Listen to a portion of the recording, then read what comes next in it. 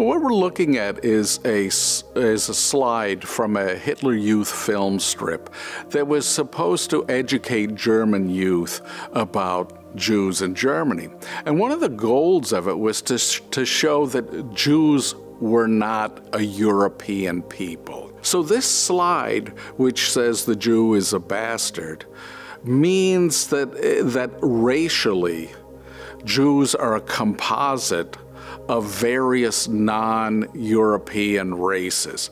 So you see, for instance, this representation of an Arab, under Oriental, and they often would link that with the desert, peoples of the desert. And then you have, for instance, also the reference that Jews are also composed of Negroid or black blood from sub-Saharan Africa, and that they're also composed of Near Eastern, which included those, for instance, from Asia Minor, Turkey, Iran, and the Caucasus. So Georgia, Armenia, etc., were all considered as this Near Eastern race. And then you also have the so-called Hamites, these people that were that race from Ethiopia and even parts of Egypt and Somalia. So what it's showing is arguing that Jews are a composite of all these races. Initially there was, and you still see this kind of linking of different groups by language. And the Nazi race scientists, of course, had issues with that because they didn't believe language was a good indicator of race, because people can pick up another language.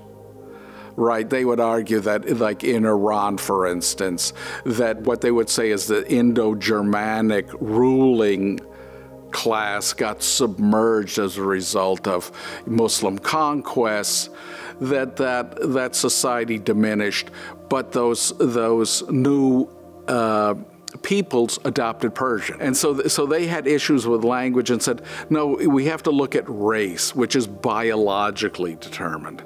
And so they would look at, facial, features and say, okay, well, we can see in this face, Nordic elements, or, it's predominantly a Near Eastern element. And they would do all kinds of things, the shape of noses, the shape of skulls, and say these are typically the features of these particular groups. So this is from the, the 1930s. But these kind of slides, or these kind of arguments, were found in all kinds of Nazi and German eugenics and race hygiene textbooks. And so this, of course, is an effort to say, well, if Jews are non-European, why should they be in Germany? That they're not a part of our community.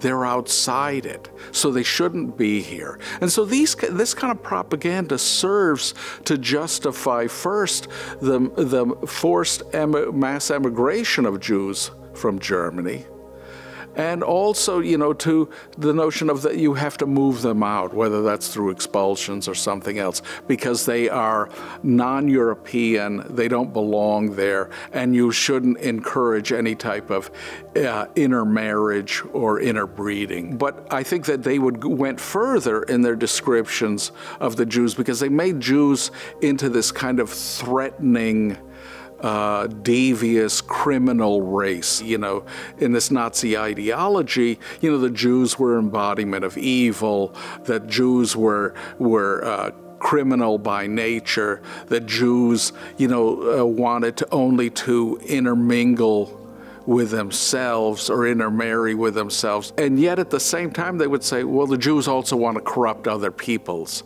by intermarrying or interbreeding with them, which would reduce those races to lower levels. So the Jews were presented as a political threat, an economic threat, a racial threat, and of course in the war, an existential threat to Germany's survival.